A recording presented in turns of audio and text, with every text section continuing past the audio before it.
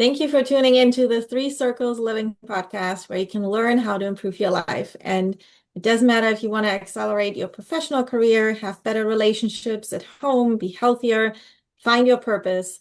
This is a podcast for you. Just live an Make, awesome life. Bottom line, that's what it's about. yeah, make sure to share it. And if you have any nuggets, any questions, any feedback for us, please leave it in the comments. We would appreciate it for sure. So last time we talked about side I hustles. gotta say something. Okay. We appreciate it, but it's not for us. I mean, Yes. if you leave comments or insights or ask questions or ask us about content we would do, we're here to serve you. We don't benefit from this. This doesn't add anything to us, right? This is for you. So yeah, there's my little thing. That's all. Love it. Yes, very important. Very important. We want to provide the most value to you. So giving us feedback definitely helps us. Um, right. Side hustles. Let's talk more about side hustles. And one big factor about it, and that's the topic for today, is time and how time, the time gap. That's what I titled it. And why you don't necessarily need more hours, you just need more alignment. And I want to start this, and I can always say, like, I'm guilty of this at any episode, anything we do, because it's true.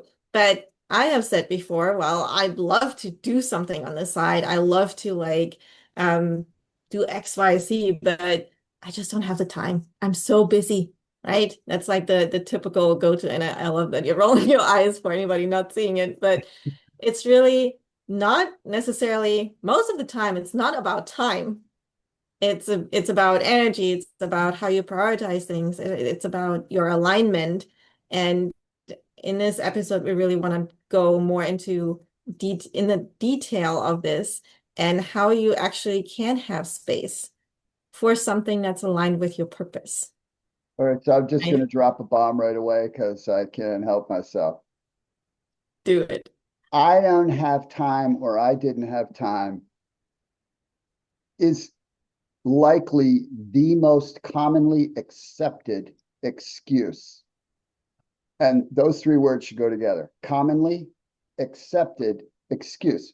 It's accepted because everybody, for the most part, says it, but it's an excuse. That's what it actually is. And it's really important to get clear about that because it's a choice.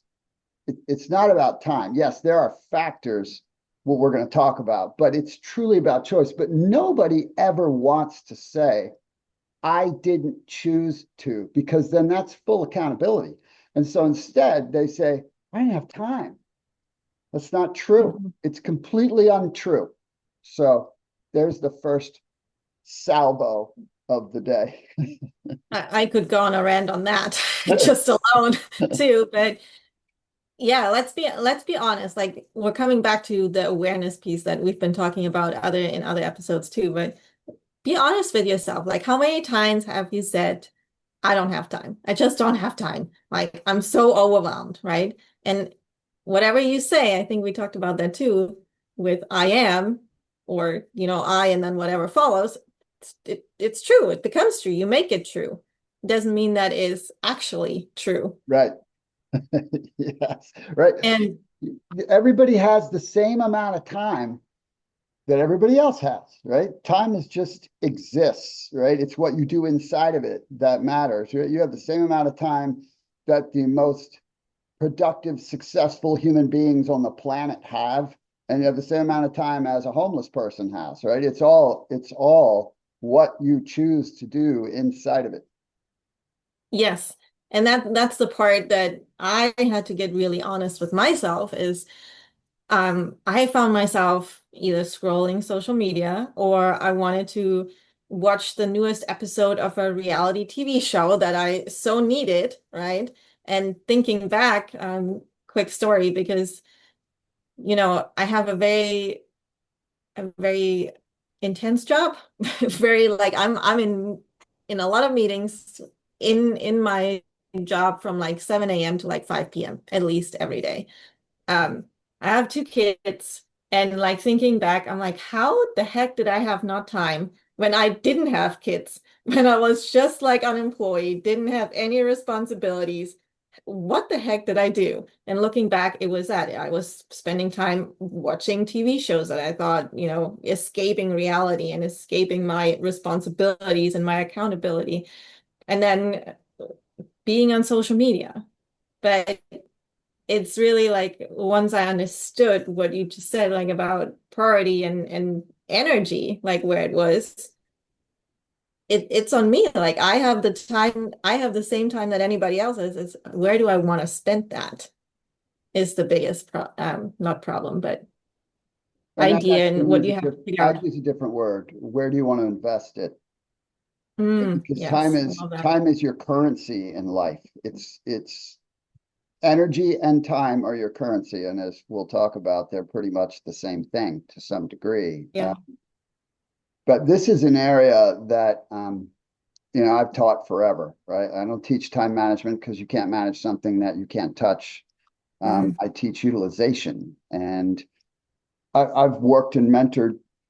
I've mentored CEOs and helped them understand how they could do in 30 hours what it was taking them 50 or 60 to do, Mhm. just by walking them through and tearing their time use apart. And they were like, oh my gosh, I had no idea how inefficient and how much waste that there is. And that's in the actual work. That had nothing to do with the rest of their life, which is, I mean, it's modern technology gives you so many opportunities to become distracted and to just let time just, it's like every time you're doing something that's without purpose. And I'm not saying you shouldn't have times when you're just still, but being still should be on purpose. And you can just think about this, that you're taking a piece of your life and you're just lighting it on fire.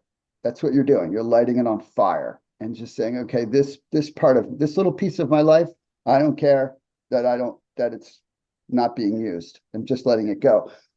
And maybe that's okay in that context, but when you then consider the cost of that, that becomes dramatic. And this was the first area that I mastered way before I mastered people stuff, because it's everything.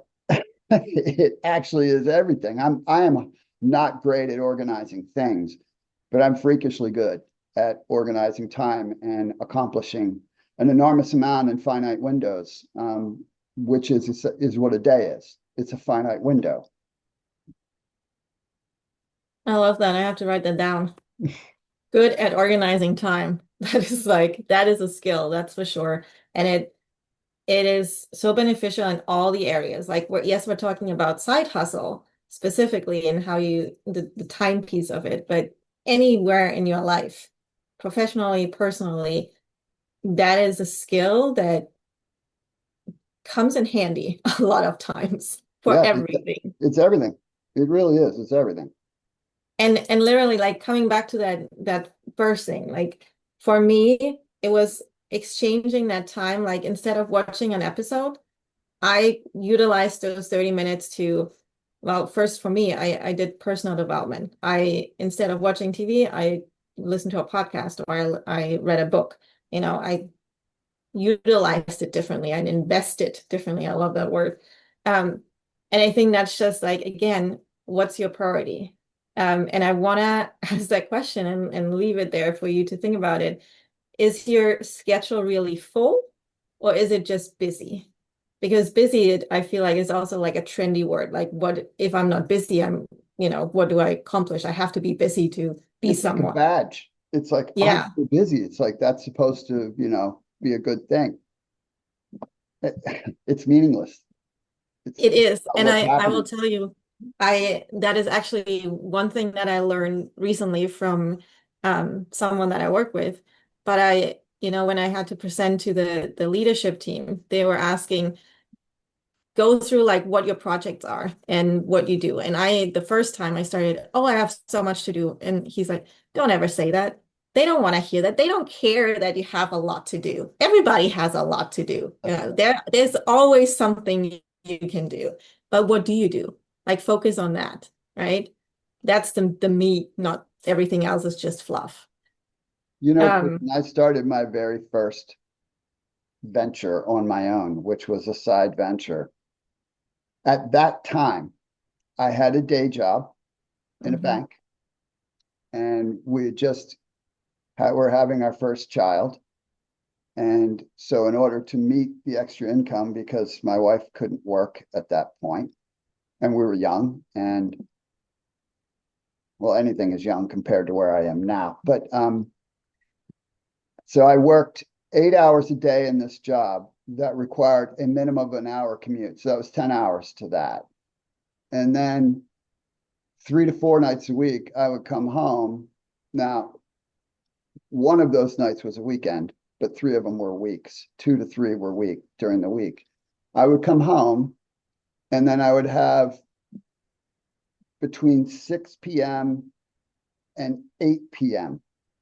to do some work in my business, have dinner, spend a little time, and then I would drive 40 minutes to a nightclub and I would work until, well, I got home at 3 in the morning, and then I would get up in the morning and do it again until I could work my way out of one of them. That was because it's all about what you're trying to accomplish, how important it is to you, what you value. That's what plays into time. It's not about you don't have any. It's about what you're choosing inside of it. Yes. And then also coming back, we touched on that a little earlier, but it's not the lack of time necessarily, but the lack of energy. So think about where where you're doing things that are draining you, right? Things that don't light you up. Can you delegate them? Can you just cut them? Are they necessary? Um, and then once you figure that out, you will find yourself actually having energy because, that often goes in line too. Like, I don't have time and I don't have extra energy to make more time or figure it out. Like, I promise that there probably is. And Well, you can. a really good exercise that is very revealing is something I call the disposable time revealer. This is the time that you are 100% choosing in your life. Now, you can make a case that you're choosing how much you sleep and you're choosing how much you work at your job. You can make that case too, but we're gonna give you those as a thing. You should get plenty of sleep. You should. And Mhm. you should show up and do the best you can at your work. And we talked in the last episode about how your side gig will actually enhance your work, but that's not for this topic now. But if you look at it in that context, you get 168 hours in a week. That's what you get. And if you sleep 8 hours a night, just subtract those 56 hours. And if you work 8 hours a day, subtract those 40 hours. And what's left is what's disposable. You have complete choice. You might say, oh no, but I got a family.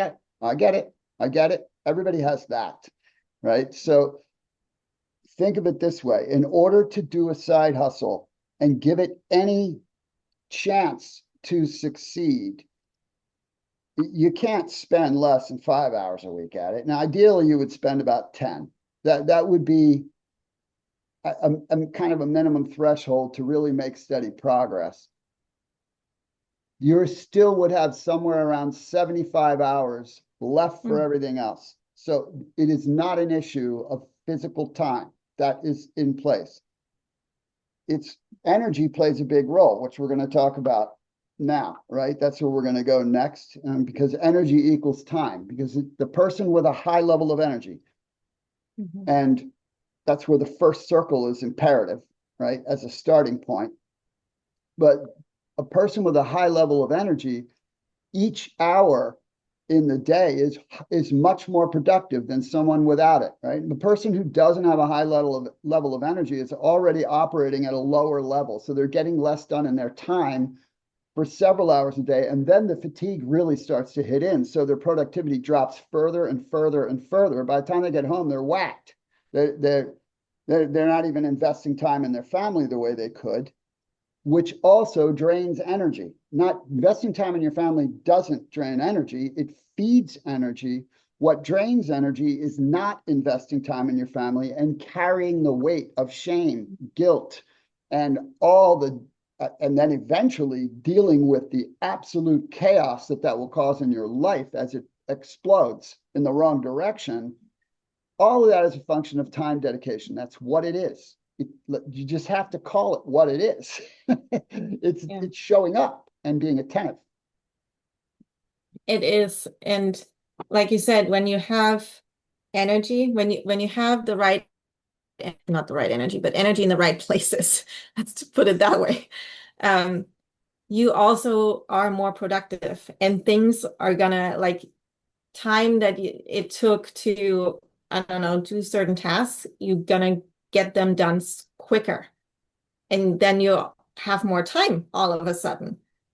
It's very interesting how this works all together. Like, it didn't make sense to me but once implemented, you will see the outcome, and you can see it on paper too when you actually take that time revealer. What is it? Not task. Oh, the disposable time review. Yeah, the disposable time revealer. I love that exercise. I wrote it down because Oh, it's I a know wake up I've done call. something similar. It's right in your face. It's like, Yeah, where's it it going? is. It is. But also, like, with the energy too, like when you look at side hustles, right? In general, it shouldn't be necessarily extra work. Like, add more to your plate, because that again becomes an energy drainer, right? That it should really feel like you. It should feel aligned with you. And it should have, like, For your greater purpose. That's what it's for. yes, It's exciting, right? yeah, You don't have a limit. You don't have anyone. No one can keep you from doing what you want. That's not the life you're living in your job, right? I mean, and again, this is not have a job. That's not where I'm going. If you have a job and you love it, you should do that job the best you can and do it forever if it fills your bucket. But this is totally yours. You're building an asset. You're creating something of value. You're growing and developing.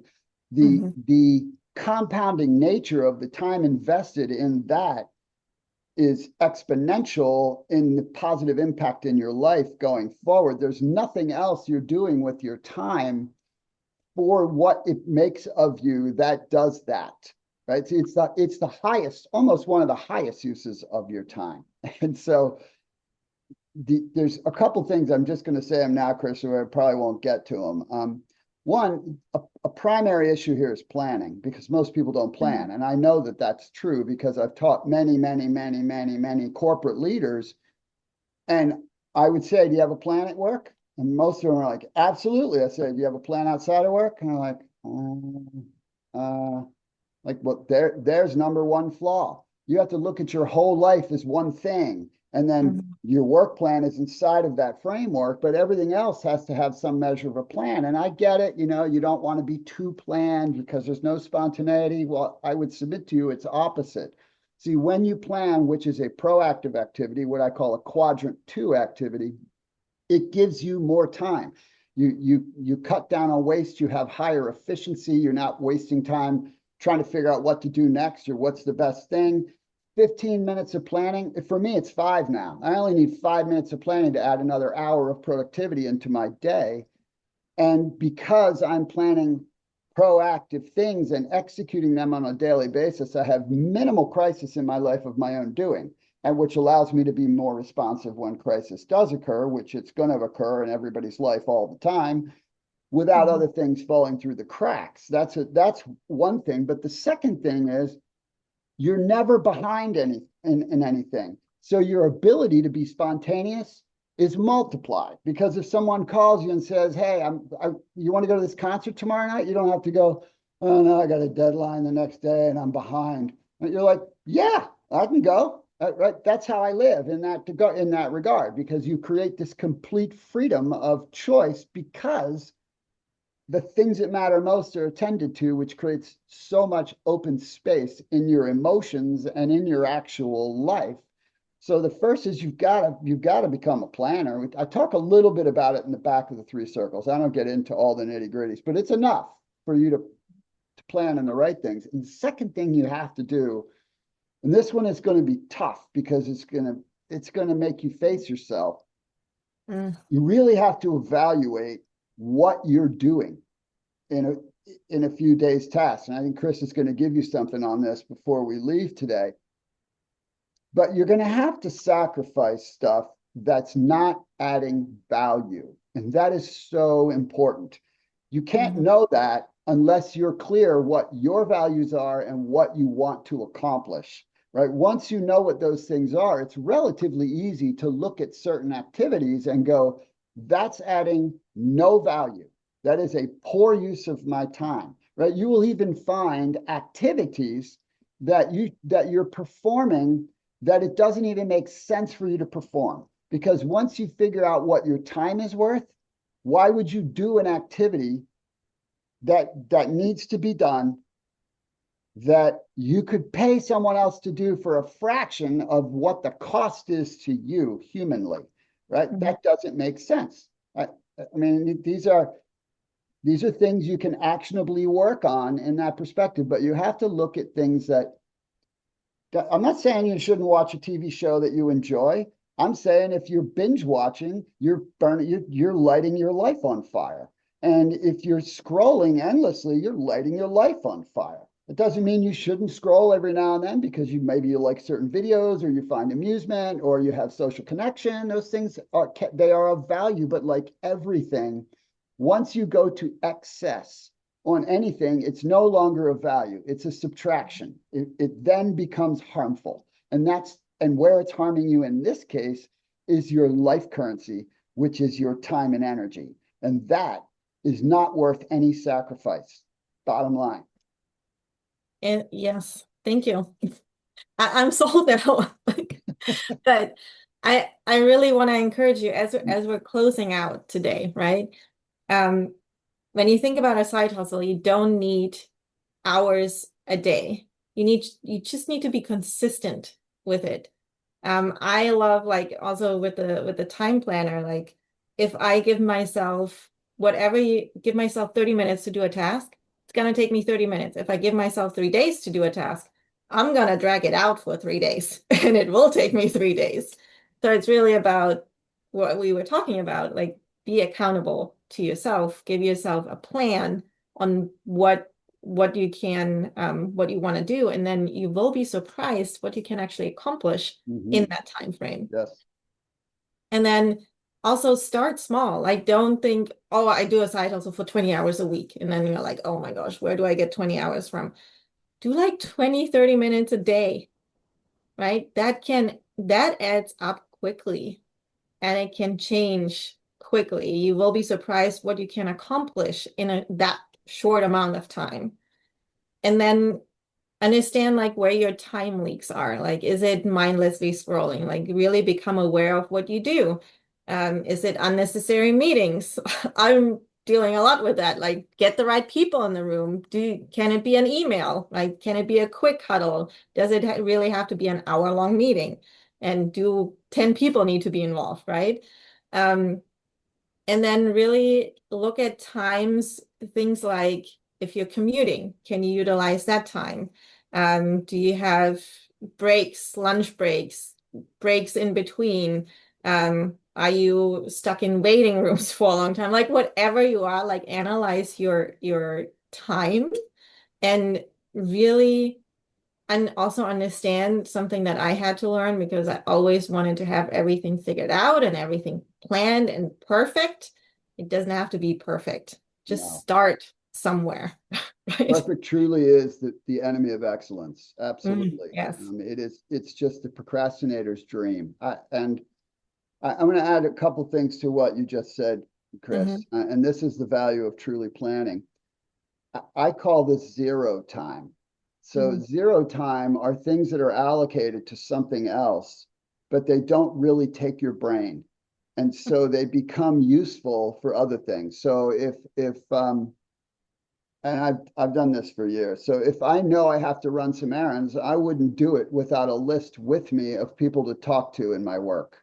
And so the entire time I'm running errands, if I'm happen to wait in a line, which is rare for me because I built my life so I didn't have to, because I care about time and I care about freedom. So while everybody else is doing all the stuff at the certain kinds of times, I'm not. I'm doing it when nobody's doing it. I'm going to the bank when nobody's going to the bank. I'm in the grocery store when nobody's in the grocery store.